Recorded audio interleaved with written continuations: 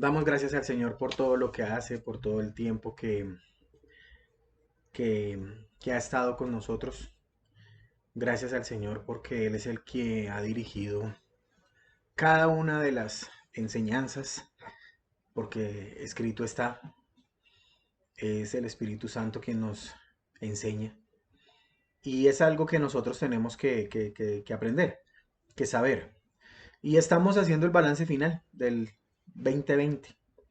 Y en el balance final de la teología bíblica, pues que hemos venido viendo durante todo este año, que la teología bíblica nos ayuda a interpretar la Biblia correctamente, que la teología bíblica protege la iglesia del cristianismo falso, que la teología bíblica es el motor de la exposición, de la explicación, de una declaración enfocada que solamente apunta a Cristo y al Evangelio.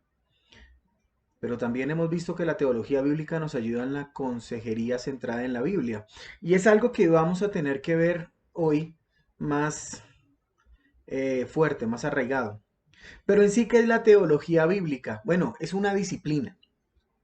Es la disciplina de aprender cómo leer la Biblia como una sola historia de un solo autor, quien es Dios, que culmina en la persona y obra de nuestro Señor y Dios Jesucristo, para que cada parte de la escritura sea entendida con relación a Él y solamente a Él.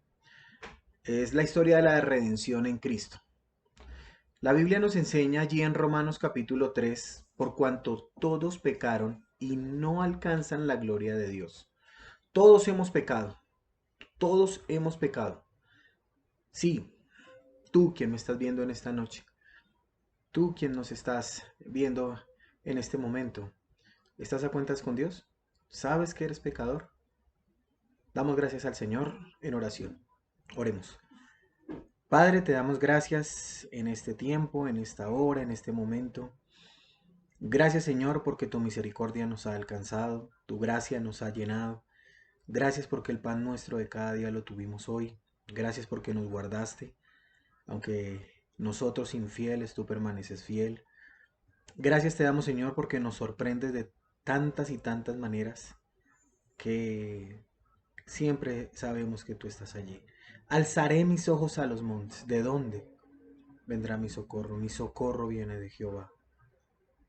Gracias te damos, Señor, porque tú eres nuestro amparo, nuestro socorro, nuestro refugio, nuestra torre fuerte en momentos de aflicción. Te pedimos, Señor, que bendigas a aquellos que nos escuchan. Señor, que bendigas a este tu siervo quien habla, que no añada tu palabra, que lo que hemos hablado tú y yo en lo secreto, Señor, lo podamos transmitir en público. Voz de Dios, nunca voz de hombre. Es en Cristo Jesús que hemos orado. Amén. Todos somos pecadores. Y alguien dice, pero yo soy buena gente, soy buen hijo, soy una persona honesta. Y realmente la forma como nosotros comprendamos o como nosotros entendamos o como conozcamos a Dios resolverá esas inquietudes. Somos pecadores. Eso la Biblia lo deja clarito. Pero, ojo, Dios quiere reconciliar al mundo por medio de Cristo. Según a los Corintios capítulo 5 dice, y todo esto procede de Dios, quien nos reconcilió consigo mismo por medio de Cristo. Lo que busca la teología bíblica, y ojo con esto, lo que busca la teología bíblica es aplicar estas verdades a nuestra vida hoy. En ese orden de ideas, la teología bíblica es leo, aplico la escritura a mi vida. Esto sé de Biblia, esto aplico a mi vida. Eso es lo que lo que la teología bíblica busca. Debemos entender que en la vida siempre habrá que tomar una decisión de dos posibles. Por favor, quiero ser claro en esto. Siempre tenemos que tomar una decisión de dos posibles. Ejemplo, en el trabajo, tú decides hacerlo o no hacerlo. Es más, tú decides si aceptas ese trabajo o no aceptas. En el matrimonio te dices, ¿aceptas o no aceptas? Tú dices sí o dices no. ¿Decides ser feliz o no? En el mundo hay dos clases de personas, los rectos o los malvados. ¿En cuál estás tú? Hay dos clases de gobernantes, los buenos o los malos. Está Dios y está Satanás. Hay dos caminos que con el tiempo te llevan a una eternidad. El angosto que lleva a la vida eterna y el ancho que te lleva a una existencia eterna sin Cristo. Hay dos lugares donde se dirige la gente, cielo o infierno. Hay gente que muere reconociendo que Cristo es el Señor y solo por medio de Él alcanzan vida eterna. Y hay otros que mueren en sus delitos y pecados y ya saben para dónde van. Y eso es lo que nos muestra disciplinadamente la teología bíblica. A veces parecía que estuviésemos estudiando historias, o personajes, o geografía, pero una sola realidad es lo que nos muestra a nosotros esto que hemos venido haciendo en este año. Yo era un pecador y Cristo me salvó. Desde Génesis hasta Apocalipsis me muestra la Biblia que yo era un pecador y que Cristo me salvó. No hay más. Eso es evangelio. Eso es lo que dice Dios en su palabra. Esa es la realidad del ser humano. Y hoy vemos muchos predicadores de la prosperidad, de la sanidad por efectos de oración, por esos tiempos de milagros, de portentos, de maravillas, de cosas asombrosas. Y esto se debe a que leemos de manera equivocada nuestras Biblias y tergiversamos y manipulamos las palabras de nuestro Dios. Y ojo, sé que hay personas con buenas intenciones, sé que hay personas inocentes que caen en estas prácticas, pero en esta noche quiero decirles que no hay excusa. La misma Biblia que tengo yo, la tienes tú, la tiene cualquier persona al alcance de la mano. El problema es saber leer. Y eso es lo que la teología bíblica nos ha venido enseñando durante todo este 2020. Ahora bien, ¿esta es la única manera de leer la Biblia? Y respondo con un enfático no, no y no. Hay muchas y variadas maneras. No quiero ser dogmático ni mucho menos que lleguemos a la conclusión que yo acabo de descubrir la fórmula exacta para el agua tibia. No. Lo que hemos venido haciendo y lo que anhelamos en estos tiempos son dos cosas. Proteger y servir. No, proteger y guiar a la iglesia de Cristo. Proteger y guiar a la iglesia de Cristo. Santiago capítulo 3 dice, hermanos míos, no os hagáis maestros muchos de vosotros sabiendo que recibiremos un juicio más severo.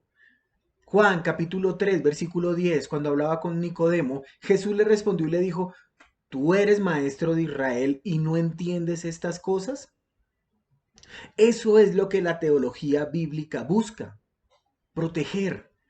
¿Pero qué es proteger? Bueno, proteger es resguardar, amparar, refugiar, ojo, defender a alguien de peligro o daño. En este caso, ese alguien, ya que es un organismo vivo, es la iglesia de Cristo. ¿Y qué es guiar? Es mostrar un camino, es colocar una senda. Con la teología bíblica hemos venido protegiendo a la iglesia contra falsas historias. Sueña y ganarás el mundo. Saca el campeón que hay en ti, la escalera al éxito. Yo declaro su vida mejor ahora. Personas que quieren fantasear con que el mundo es ahora. Y es que inundaron de falsa perspectiva bíblica al mundo, donde el mundo y el cristiano no se diferencian. Pero realmente miro al cielo y miro al mundo y entiendo por qué muchos cristianos declaran, decretan, anulan, machucan, licúan, pisotean. Y es por su pésima disciplina a la hora de leer la escritura. Y también no solamente protege, sino que guía a la iglesia de tomar estos falsos caminos. Pero mejor aún, guía a los maestros, a los pastores, a los líderes, aquellos que enseñan, a las maestras de escuela dominical, aquellos que enseñan a una mejor enseñanza, a una mejor predicación y a lo más importante, la práctica. Porque la palabra de Dios es viva y es eficaz. Eso es lo que buscamos, que vivamos lo que se enseña.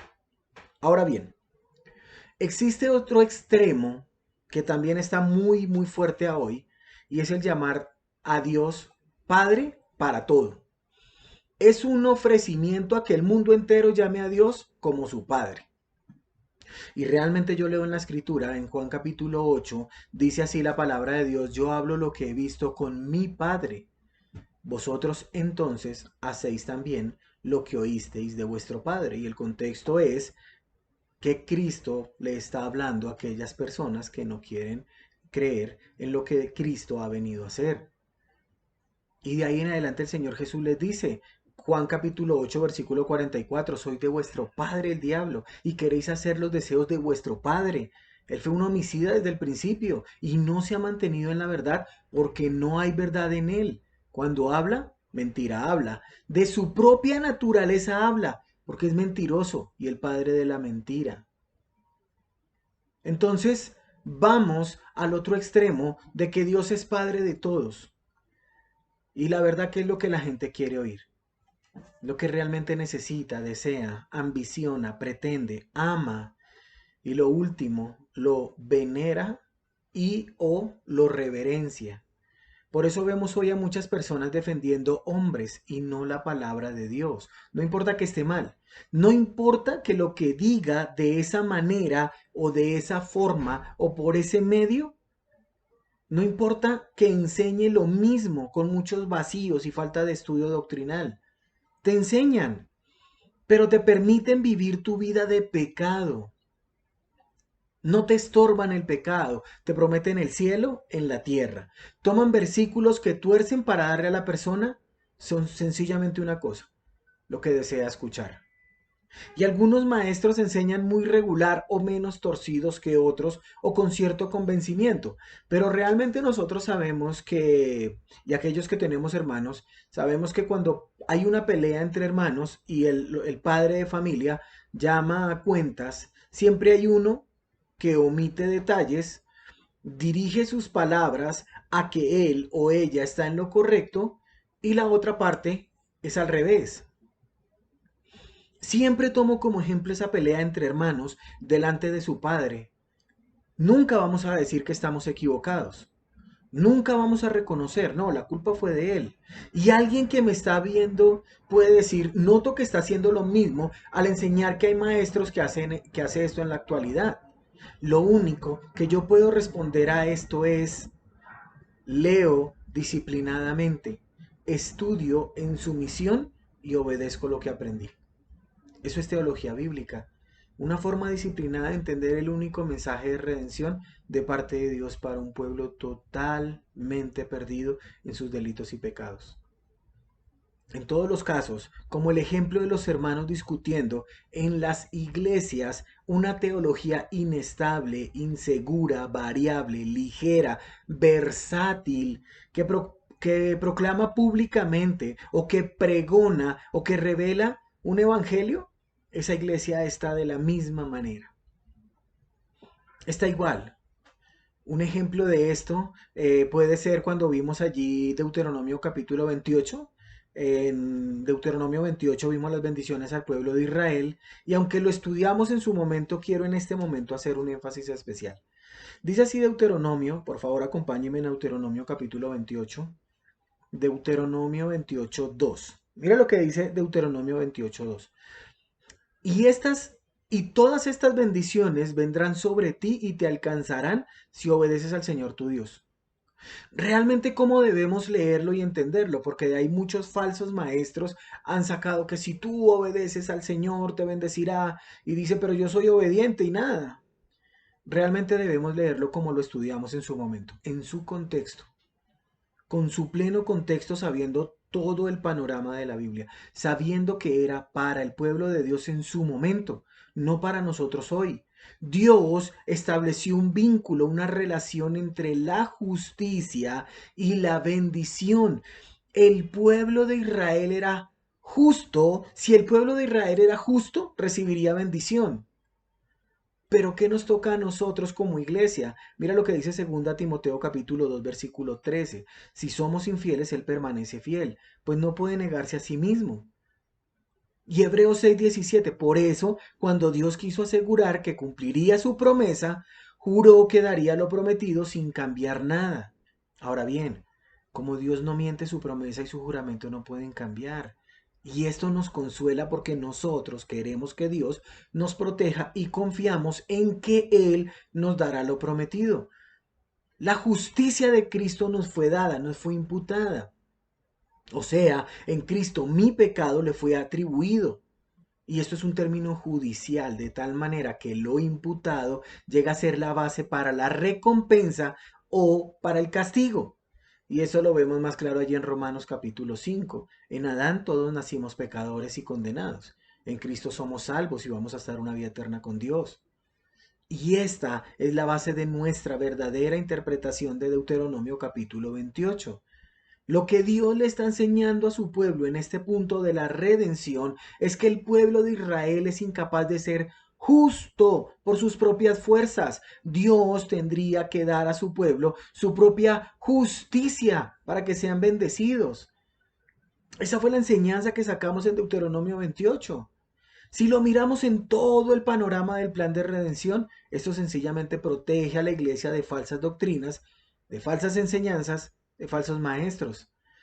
Una teología bíblica fuerte protege, cuida, resiste, ayuda a los creyentes de las enseñanzas más terribles que el ser humano pueda sacar de sus propios pensamientos. Ahora bien, esto es protección. ¿Qué es protección? ¿Qué es proteger?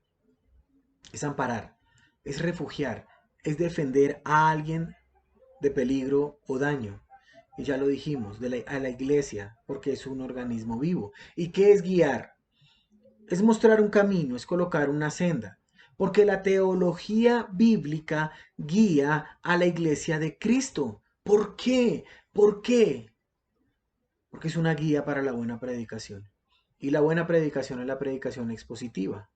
¿Y qué es la predicación expositiva? Bueno, la predicación expositiva explica lo que el autor original quiso decirle a la audiencia original junto con sus implicaciones prácticas para el día de hoy.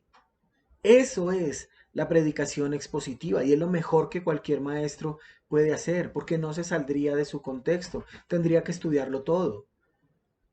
Y eso es lo que nosotros queremos hacer para la iglesia. También nos ayuda a la buena consejería, también le ayuda a las buenas misiones, al buen discipulado y lo más importante, una buena estructura dentro de la iglesia. Es muy triste ver cómo miembros de la iglesia hoy pueden opinar sin fundamento bíblico. Y ojo, todos podemos opinar, pero con una base bíblica. Y todo esto nos coloca en el texto, con su contexto, su relación con toda la escritura. Y esto tiene que ver con una sola persona y una sola obra, Cristo.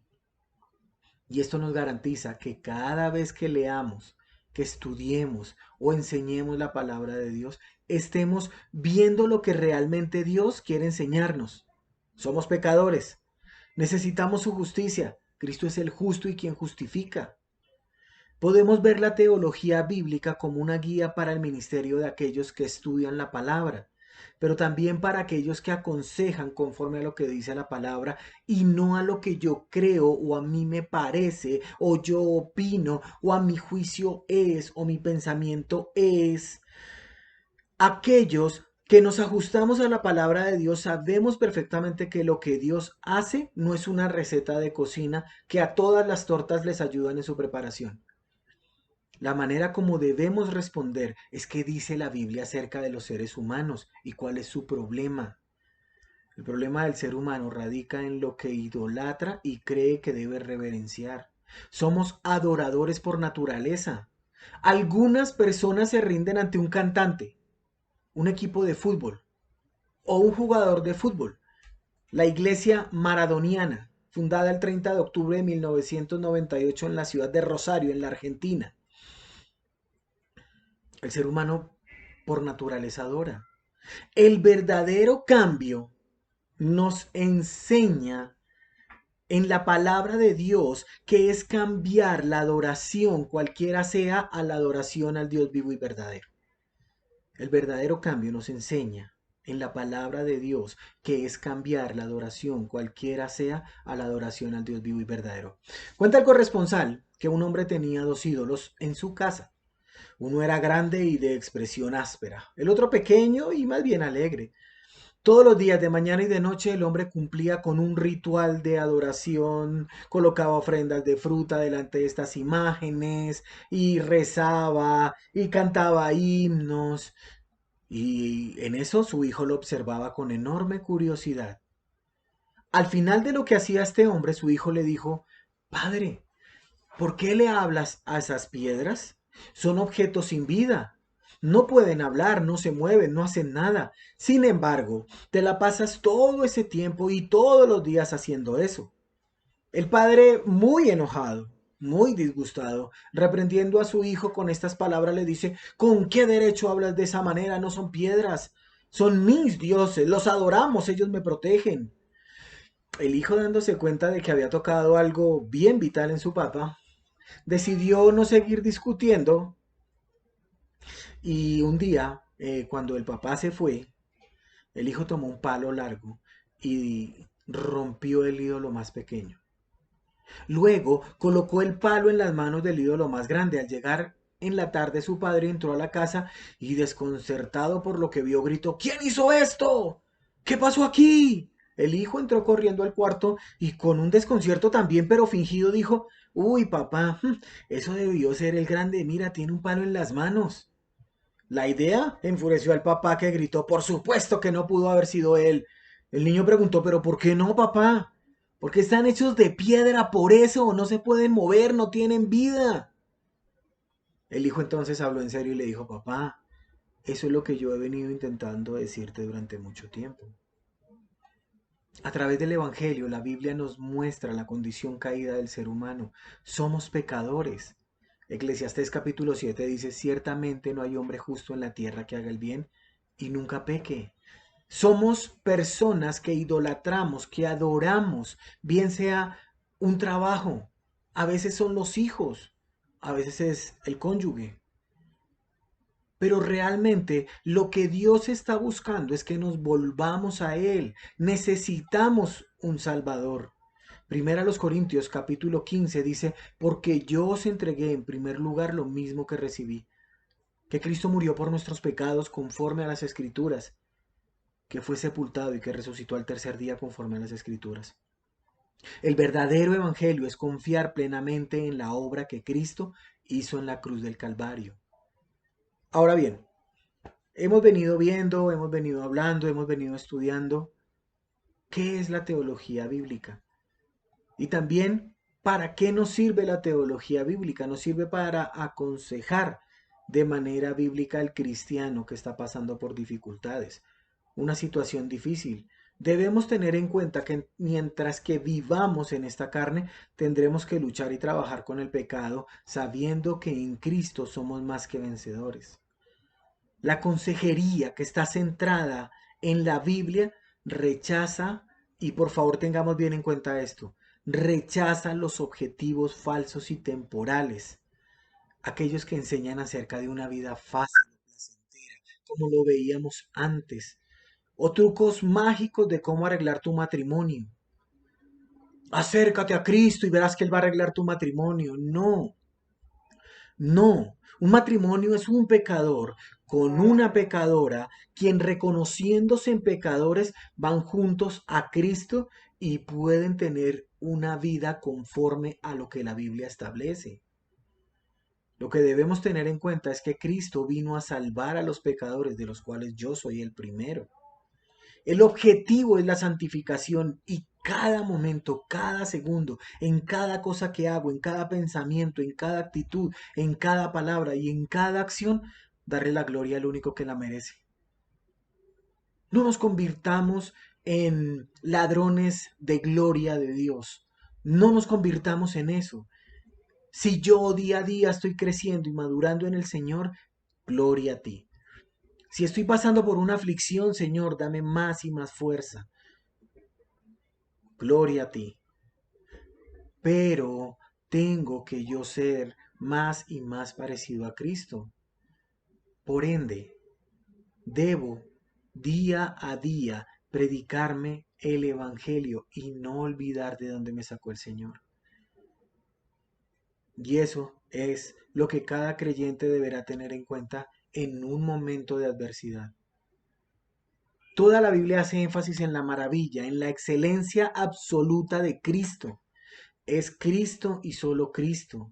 La finalidad del creyente debe ser Cristo, debemos dar testimonio del Hijo de Dios y debemos llevar a otros al conocimiento de Cristo para salvación. Lucas capítulo 2 dice así la palabra de Dios en Lucas 2:49. Entonces Jesús les dijo, ¿por qué me buscabais? ¿No sabíais que en los negocios de mi Padre me es necesario estar? ¿Cómo va terminando tu balance final? ¿Cómo cierras este 2020? ¿En los negocios del Padre Celestial? ¿En los negocios de aquel que te amó y se entregó por mis pecados, por tus pecados? Ese es el balance final, que todo apunte a Él y solamente a Él. ¿O ya está todo listo para el 24? Ya listo, ya sabemos qué va a ser la cena, ya sabemos quiénes van a ser los invitados, ya sabemos qué vamos a hacer el 25, ya sabemos, todo eso ya lo tenemos fríamente calculado. Pero pues hoy cada día trae su propio afán. Comamos y bebamos que mañana moriremos. Rapidito. ¿Está lista la ropa para estrenar? Listica. Y los regalos. Por favor, los regalos. Mateo capítulo 6, versículo 25 dice, por eso os digo, no os preocupéis por vuestra vida, qué comeréis o qué beberéis, ni por vuestro cuerpo, qué vestiréis.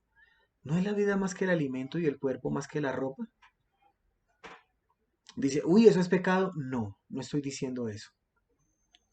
Pero como ya tenemos planeado eso, también tenemos planeado, por lo menos para el día de mañana, siendo 17 de diciembre del 2020, el devocional, la lectura bíblica, un buen libro para terminar de leer.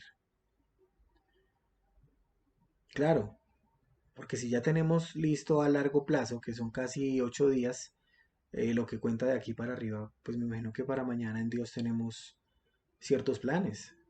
Una correcta teología bíblica nos ayuda a entender o saber que debemos dejar en el Antiguo Testamento lo del Antiguo Testamento, pero también nos enseña a entender o a traer o aplicar al día de hoy lo que es para nosotros hoy. Mira, uy, pero qué cambio tan brusco, estábamos hablando de... No, todo encierra a Cristo. Si tú eres un creyente, sabes perfectamente que el cordero que fue inmolado desde antes de la fundación del mundo es la verdadera razón de la Navidad, la verdadera razón de celebrar un día como estos. No convirtamos, por favor, la magnífica historia de Dios en solo historias de personas o en un recetario para la solución de ciertos conflictos o respuestas para satisfacer el ego de nuestro conocimiento. Claro, para ampliar nuestra cultura, la palabra de Dios realmente lo que hace es darle significado, darle sentido a mi vida. Eso hace la palabra de Dios. Le da sentido, le da significado a mi vida, porque entiendo para qué vine. Entiendo quién era yo sin Cristo y entiendo quién soy yo ahora en Cristo Jesús. Eso es lo que necesitamos entender hoy. Eso es lo que necesitamos anhelar. ¿Cómo vamos con ese cierre de fin de año? ¿Cómo vamos? ¿Cómo celebramos ese advenimiento? Porque realmente el advenimiento es para identificarnos con quienes esperaban en algún momento al Cristo, al Hijo de Dios. Me acuerdo de esa historia allí en Lucas de Simeón. Dice la Biblia que este era un hombre justo y piadoso y esperaba la consolación de Israel. ¿Esperas la consolación de tus familiares? ¿Esperas que realmente el Espíritu Santo les redarguya de pecado, justicia, juicio y equidad?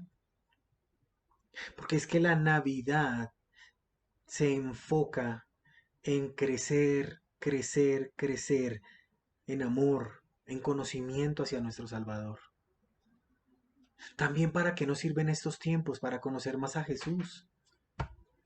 Tenemos que conocer más a Jesús. Timoteo, le dice Pablo a Timoteo, pero nada tengas que ver con las fábulas profanas propias de viejas. Más bien disciplínate a ti mismo para la piedad. Vamos a crecer en amor y conocimiento. No nos dejemos llevar por el consumismo. La Navidad no es eso. No es nada superficial, no es que te vas a poner, no es que vas a comer. Realmente somos llamados a disciplinarnos. Si eres cristiano, estás llamado a disciplinarnos, a disciplinarte, a disciplinar tu carne. ¿Para qué más son estos tiempos? Para crecer juntos en comunidad. Por eso estamos aquí. Por eso lo hacemos. Porque realmente la Biblia nos exhorta que Cristo es la cabeza y nosotros somos el cuerpo. Y si un miembro se duele, todo el cuerpo le duele. Hoy estamos orando por personas enfermas. Hoy estamos orando por personas necesitadas. Hoy estamos orando por personas que tienen algo en su corazón, que es tristeza, soledad, amargura. Y nos duele, como familia nos duele. Sabemos que hay hogares disfuncionales. Sabemos que hay hogares donde sus hijos son rebeldes. Y realmente para eso es la palabra de Dios. Y para eso es la Navidad. Para eso es el advenimiento. Nosotros nacimos en una época del tiempo donde Cristo ya murió por nuestros pecados. Él dijo que vendría y vino. Él dijo que moriría y murió. Él dijo que ascendería y ascendió. Y él dijo que volvería y créanme, él volverá. Él volverá. Cuando los pastores escucharon a la multitud de ángeles alabando a Dios, diciendo, gloria a Dios en las alturas y en la tierra, paz entre los hombres en quienes Él se complace, nosotros esperamos ese día glorioso, ese día maravilloso, cuando Jesús vendrá una vez más. Él viene, porque nuestra ciudadanía está en los cielos, de donde también ansiosamente esperamos a nuestro Salvador, el Señor Jesucristo.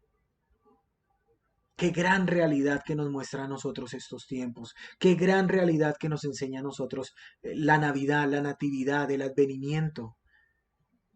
¿Qué celebras en este tiempo? ¿A quién celebras en este tiempo? ¿Estás listo? ¿Estás lista? No para el 24, no para esa cena, para encontrarte frente a frente y cara a cara con tu Señor. Es un buen tiempo, no para estar rodeado de gente haciendo cosas del mundo. Es un buen tiempo para orar por ellos. No los critico, oro por ellos. No los juzgo, clamo por ellos. Porque algún día yo estaba así y alguien oró por mí. ¿Entiendes lo que lees? No es fácil. No es fácil cambiar de los ídolos a Dios. No es fácil cambiar de la idolatría a la reverencia al Dios vivo y verdadero. No es fácil dejar ciertas costumbres a pasar a obedecer la Biblia. No es fácil, pero en Cristo somos más que vencedores.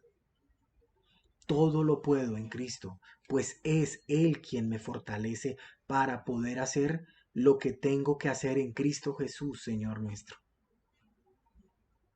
Eso es la teología bíblica. Eso es lo que hemos venido viendo durante todo este 2020. Y eso es lo que yo quiero para cada uno de nosotros. Que realmente podamos creerle más a Dios y santificarnos. De verdad. Estamos cerrando este balance final. Estamos haciéndolo. ¿Cuánto has ganado para Cristo? No lo pierdas. ¿Cuánto has dejado para el mundo? No lo ganes. Suena irónico, pero no lo hagas. Damas y caballeros, el 2020 se está yendo más rápido de lo que esperamos. Y damos gracias a Dios, porque durante este 2020 Él fue muy bueno con nosotros. No cometamos errores a lo último. Mantengámonos firmes. Salmo 61 dice que Él es la roca más alta que yo, donde yo me aferro a Él. Y Él nunca me soltará. Nunca. Porque Él es fiel. Siempre ha sido fiel. Damos gracias al Señor por estos tiempos. Oremos. Padre nuestro que estás en el cielo, te damos gracias. Hoy clamamos, Señor, a ti por aquellas personas que tanto te están pidiendo a ti por ayuda, por enfermedad, por necesidad, por su hogar, por sus hijos, por sus padres. Señor, sabemos perfectamente que tú eres un Dios poderoso, tú no cambias. Tú eres el mismo ayer, hoy y por siempre. Por eso, Señor, te queremos clamar, sabiendo que tú obrarás conforme a tu voluntad. Hágase tu voluntad, así en el cielo como en la tierra. Señor, no permitas que caigamos en tentación y líbranos del maligno. Sella estas palabras, Espíritu Santo.